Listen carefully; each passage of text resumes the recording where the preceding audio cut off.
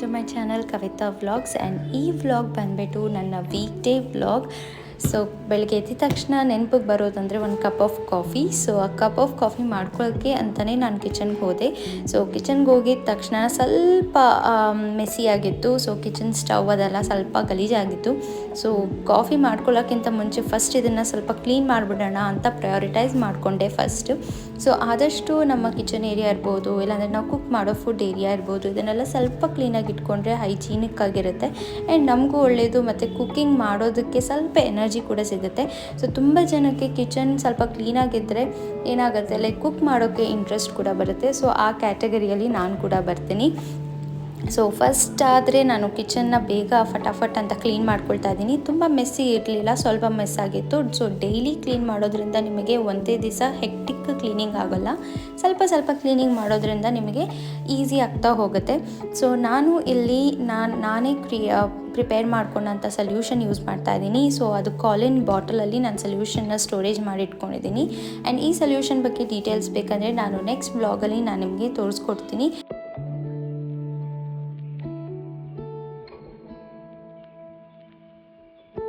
ನಾನು ರೀಸೆಂಟಾಗಿ ನನ್ನ ವ್ಲಾಗಲ್ಲಿ ಕಿಚನ್ ಕಂಟೈನರ್ ಆರ್ಗನೈಸೇಷನ್ ವ್ಲಾಗ್ ಕೂಡ ಹಾಕಿದ್ದೀನಿ. ಸೊ ನೀವು ಅದನ್ನು ನೋಡಿಲ್ಲ ಅಂತಂದರೆ ಫಸ್ಟ್ ಹೋಗಿ ಆ ವ್ಲಾಗನ್ನು ನೋಡಿ. ಸೊ ದಟ್ ನಿಮಗೆ ನಿಮ್ಮ ಕಿಚನ್ ಆರ್ಗನೈಸೇಷನ್ ಮಾಡಬೇಕು ಅಂತ ಅಂದ್ಕೊಂಡ್ರೆ ಅದರಿಂದ ನಿಮಗೆ ಐಡಿಯಾ ಸಿಗುತ್ತೆ, ಯಾವ ರೀತಿ ನಾನು ಆರ್ಗನೈಸ್ ಮಾಡಿಕೊಂಡೆ ಆ್ಯಂಡ್ ಯಾವ ರೀತಿ ಕಾಣಿಸ್ತಿತ್ತು. ಬಿಕಾಸ್ ನಾನು ಕಂಪ್ಲೀಟ್ ಗ್ಲಾಸ್ ಜಾರ್ಸ್ಗೆ ಶಿಫ್ಟ್ ಆಗಿದ್ದೀನಿ.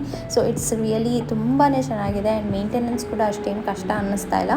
ಸೊ ಆ ವ್ಲಾಗ್ನ ಚೆಕ್ ಮಾಡಿ, ಆ ಲಿಂಕ್ ಅನ್ನೋದು ನಾನು ಡಿಸ್ಕ್ರಿಪ್ಷನ್ ಬಾಕ್ಸಲ್ಲಿ ಹಾಕ್ತೀನಿ. ಸೊ ಬೆಳಗ್ಗೆ ಎದ್ದ ತಕ್ಷಣ ಬೇಸಿಕ್ ಥಿಂಗ್ಸ್ ಎಲ್ಲ ಮಾಡಿಬಿಟ್ಟು, ಈಗ ವೆಸಲ್ಸ್ ಎಲ್ಲ ನಾನು ಪ್ಲ್ಯಾಟರ್ ಆಗಿರುತ್ತೆ. ಸೊ ಅದನ್ನೆಲ್ಲ ನೀಟಾಗಿ ಆರ್ಗನೈಸ್ ಮಾಡಿ ಇಟ್ಕೊಂಡ್ಬಿಡ್ತೀನಿ. ಸೊ ಫಸ್ಟ್ಗಿಂತ ಇವಾಗ ತುಂಬಾ ಆರ್ಗನೈಸ್ಡಾಗಿ ಕಾಣಿಸ್ತಾ ಇದೆ. ಸೊ ನಮ್ಮ ಮನೇಲಿ ಆಲ್ರೆಡಿ ಇಬ್ಬರು ಮಕ್ಕಳಿರೋದ್ರಿಂದ ಮನೇನ ಎಷ್ಟೇ ನೀಟಾಗಿ ಇಟ್ಕೊಳ್ಳಿ, at the end of the day ತುಂಬಾ ಕ್ಲಟರ್ ಫ್ರೀ ಆಗೋಗುತ್ತೆ. ಎಲ್ಲಂದರೆ ಅಲ್ಲಿ ಸಾಮಾನುಗಳು ಬಿದ್ದಿರುತ್ತೆ, ಸೋಫಾ ಕೆಳಗೆ, ದಿವಾನ ಕೆಳಗೆ, ಎಲ್ಲ ಕಡೆ ಎಲ್ಲಿ ಜಾಗ ಇರುತ್ತೋ ಅಲ್ಲಿ ಸಾಮಾನುಗಳು ಹರಡಿಟ್ಟಿರ್ತಾರೆ. ಬಟ್ ನಾವು ಆದಷ್ಟು ಟಾಯ್ಸ್ ತೊಗೊಳ್ಲಿಲ್ಲ. ಬಟ್ ಸ್ಟಿಲ್ ನಮಗೆ ಗಿಫ್ಟ್ಸ್ ಬಂದಿರ್ಬೋದು, ಈ ಥರದ್ದೆಲ್ಲ ಇರೋದ್ರಿಂದ ಟಾಯ್ಸ್ ಎಲ್ಲ ಕಡೆ ಹರಡಿರುತ್ತೆ. ಆ್ಯಂಡ್ ಈ ಜಾಗದಲ್ಲಿ ಆ್ಯಕ್ಚುಲಿ ಡೈನಿಂಗ್ ಏರಿಯಾ ಇದು. ಬಟ್ ಡೈನಿಂಗ್ ಟೇಬಲ್ ಇತ್ತು ನಮ್ಮ ಮನೇಲಿ. ಬಟ್ ಮಕ್ಕಳದ್ರ ಅಡಿಗೆಲ್ಲ ಹೋಗಿ ಸೇರ್ಕೊಂಡು ಬಿಡ್ತಿದ್ರು, ಮತ್ತು ತಲೆ ತಗಲೋದು ಇದೆಲ್ಲ ಆಗ್ತಿತ್ತು. ಸೊ ಅದರಿಂದನೇ ಸೇಫ್ಟಿ ಮೆಷರ್ಸಿಂದ ನಾವು ಡೈನಿಂಗ್ ಟೇಬಲ್ನ ಶಿಫ್ಟ್ ಮಾಡಬೇಕಾಗಿ ಬಂತು. ಸೊ ಈ ಪ್ಲೇಸಲ್ಲಿ ನಾರ್ಮಲಾಗಿ ದಿವಾನ ಹಾಕಿದ್ದೀನಿ. ಸೊ ದಟ್ ನನಗೆ ಮಕ್ಕಳೇನಾದರೂ ಆಡಬೇಕಾದ್ರೆ ಸೊ ನಾನು ದಿವಾನ ಮೇಲೆ ಕೂಡಿಸ್ಬಿಟ್ಟು ಅವ್ರಿಗೆ ಟಾಯ್ಸ್ ಆಗಲಿ, ಬುಕ್ಸ್ ಆಗಲಿ ಏನಾದರೂ ಕೊಟ್ಬಿಟ್ಟು I can just work in kitchen. ಅವ್ರನ್ನ ಮಾನಿಟರ್ ಕೂಡ ನಾನು ಮಾಡ್ಬೋದು. ಸೊ ದಟ್ ನನ್ನ ಕಣ್ಣು ಮುಂದೆ ಇರ್ತಾರೆ ಅನ್ನೋದಕ್ಕೋಸ್ಕರನೇ ನಾನು ಆ ಒಂದು ದಿವಾನನ ಇಟ್ಟಿದ್ದೀನಿ. ಸೊ ನಾನು ಕ್ಲೀನ್ ಸ್ಟಾರ್ಟ್ ಮಾಡಿದ್ದೇನೋ ಕಿಚನಿಂದ, ಬಟ್ ಅದನ್ನು ಹಾಗೆ ಫಾರ್ವರ್ಡ್ ಬಂದುಬಿಟ್ಟು ನೋಡಿ ಇಲ್ಲಿ ಇವಾಗ TV ಡಿವಿಷನ್ನ ಕ್ಲೀನ್ ಮಾಡ್ತಾ ಇದ್ದೀನಿ.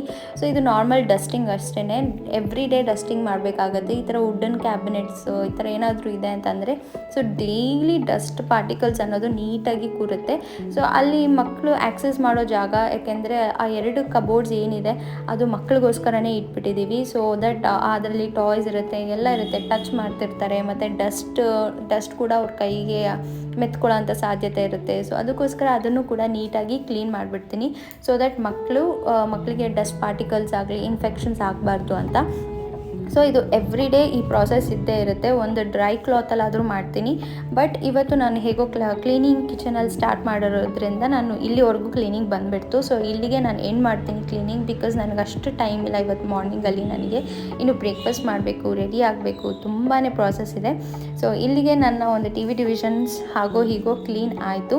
ಸೊ ಮೇಕ್ ಶ್ಯೂರ್ ದಟ್ ಪ್ರತಿದಿನ ನಾವು ಬೆಳಗ್ಗೆ ಎದ್ದ ತಕ್ಷಣ ಒಂದು ತಲೆಯಲ್ಲಿ ಇಟ್ಕೊಳ್ಳಿ, ಏನಂತಂದರೆ ಯಾವುದೋ ಒಂದು ಫ್ಲೋರ್ನ ಕ್ಲೀನ್ ಮಾಡ್ಕೋಬೇಕು ಅಂತ. ಸೊ ಡೈಲಿ ಮಾಡೋದ್ರಿಂದ ನಿಮ್ಗೆ ಈಸಿ ಆಗ್ತಾ ಹೋಗುತ್ತೆ. ಆ್ಯಂಡ್ ಇಲ್ಲಿ ನಾನು ಇಡ್ಲಿ ಬ್ಯಾಟರ್ ಅನ್ನೋದು ಮಮ್ಮಿ ತೊಗೊಂಬರ್ತಾ ಇದ್ದಾರೆ, ಅಮ್ಮ ತೊಗೊಂಬಂದರು. ಸೊ ಅದಕ್ಕೋಸ್ಕರ ನಾನು ಈ ಇಡ್ಲಿ ಮಾಡೋದಕ್ಕೆ ರೆಡಿ ಆಗ್ತಾಯಿದ್ದೀನಿ. And if you are lucky enough ಅಂದರೆ ಪೇರೆಂಟ್ಸ್ ಹೆಲ್ಪ್ ಇದೆ, ಇನ್ಲಾಸ್ ಹೆಲ್ಪ್ ಇದೆ, ಮದರ್ ಇನ್ ಲಾ ಹೆಲ್ಪ್ ಇದೆ ಅಂತಂದರೆ you are very lucky. So ನಾನು ಕೂಡ ತುಂಬಾ lucky that I have support ಇದೆ ನನಗೆ. ಅಮ್ಮ ಸಪೋರ್ಟ್ ಮಾಡ್ತಾರೆ, ಅತ್ತೆ ಸಪೋರ್ಟ್ ಮಾಡ್ತಾರೆ. ಸೊ ನಾನು ವರ್ಕ್ ಮಾಡೋಕ್ಕಿಂತ ಮುಂಚೆ ನನಗೆ ಏನೇನು ಕೆಲಸ ಇರುತ್ತೆ ಎಲ್ಲ ಮುಗಿಸ್ಬಿಟ್ಟು ನಾನು ವರ್ಕಿಂಗ್ ಕೂತ್ಕೊಂಡಾಗ ನನಗೆ ಯಾವುದೇ ರೀತಿಯ ಡಿಸ್ಟರ್ಬೆನ್ಸ್ ನನಗೆ ಸಿಗೋದಿಲ್ಲ. ಆರಾಮಾಗಿ ಪೀಸ್ಫುಲ್ಲಾಗಿ ವರ್ಕ್ ಮಾಡ್ಬೋದು. ಆ ಒಂದು ಹೆಲ್ಪ್ ಅನ್ನೋದು ನನ್ನ ಪೇರೆಂಟ್ಸಿಂದ ಮಾವನಿಂದ ಇರ್ಬೋದು, ಅತ್ತೆಯಿಂದ ಬಂದಿದೆ ನನಗೆ. So if you are lucky enough, so ನಿಮಗೇನಾದರೂ ಈ ರೀತಿ ಕಷ್ಟ ಆಗ್ತಿದೆ ಅಂತಂದರೆ go and talk to your parents and get help. ಮಾತಾಡೋದ್ರಿಂದ ನಿಮಗೆ ಸಹಾಯ ಸಿಗುತ್ತೆ. ಮಾತಾಡಲಿಲ್ಲ ಅವರೇ ಬಂದು ಸಹಾಯ ಮಾಡಲಿ ಅಂತಂದರೆ ಅದು ಯಾವತ್ತಿಗೂ ನಡೆಯಲ್ಲ. So until you speak up and ನೀವು ಮಾತಾಡಿ ನಿಮ್ಮ ಪ್ರಾಬ್ಲಮ್ಸ್ ಏನಿದೆ ಅಂತ ನಿಮ್ಮ ಪೇರೆಂಟ್ಸ್ ಅವ್ರಿಗೆ ಹೇಳೋವರೆಗೂ ಅವ್ರಿಗೆ ಅರ್ಥ ಆಗೋದಿಲ್ಲ.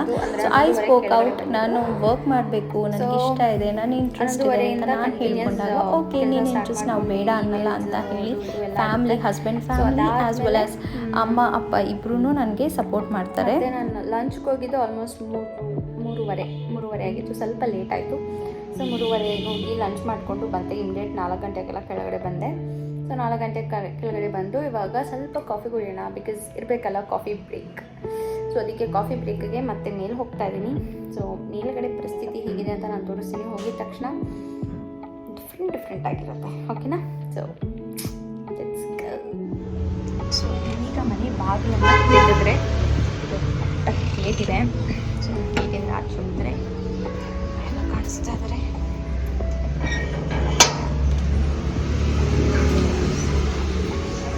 ಇದೆ ನಮಗೆ ಬ್ಯಾರಿಕೇಡ್ಸ್.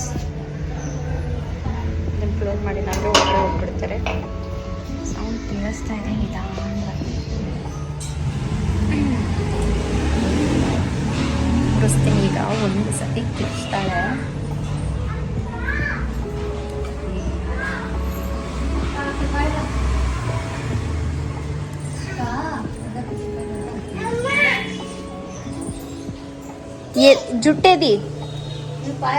జుట్టు ఏది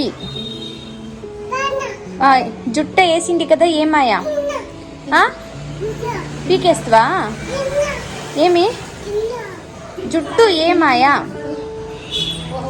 జుట్టు ఏమాయా ఇయ్యో తీస్తానులే. ఏం సంగతులు?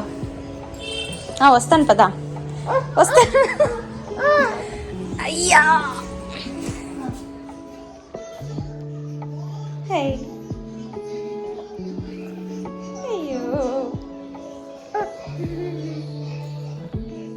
So work from home option ಸಿಕ್ಕಿದ ತಕ್ಷಣ ಸ್ವಲ್ಪ ನಮಗೆ ನಿರಾಳ ಅನ್ನಿಸ್ತಾ ಇದೆ. ಬಿಕಾಸ್ ನಾನು ಮನೆಯಿಂದ ಆಚೆ ಬರೋದಕ್ಕೆ ಸ್ವಲ್ಪ ಕಷ್ಟ ಆಗುತ್ತೆ. ಬಿಕಾಸ್ ದೊಡ್ಡ ಮಗಳಂತೂ ನಮ್ಮನ್ನು ತುಂಬ ಮಾನಿಟರ್ ಮಾಡ್ತಿರ್ತಾಳೆ. ಓಕೆ ಇವ್ರು ಇವಾಗ ಆಫೀಸ್ಗೆ ಹೋಗ್ತಾರೆ, ನಮ್ಮನ್ನು ಬಿಟ್ಟು ಒಂದು 3 ಅವರ್ ಇರೋದಿಲ್ಲ, ಒಂದು 4 ಅವರ್ ಇರೋದಿಲ್ಲ ಅಂತ ಅವ್ರಿಗೆ ಗೊತ್ತಾಗ್ಬಿಟ್ಟು ಅವಳು ತುಂಬ ಮಾನಿಟರ್ ಮಾಡ್ತಾಳೆ. ಸೊ ಅವಳಿಂದ ಎಸ್ಕೇಪ್ ಆಗಿ ಬರೋದಂತೂ ತುಂಬಾ ಕಷ್ಟ.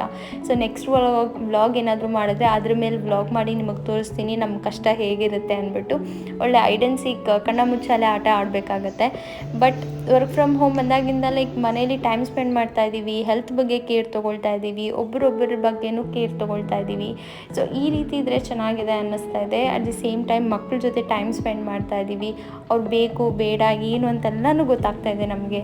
ಸೊ ನನಗಂತೂ ವರ್ಕ್ ಫ್ರಮ್ ಹೋಮ್ ಆಪ್ಷನ್ ತುಂಬಾ ಇಷ್ಟ ಆಯಿತು ಬೈ ದ ವೇ.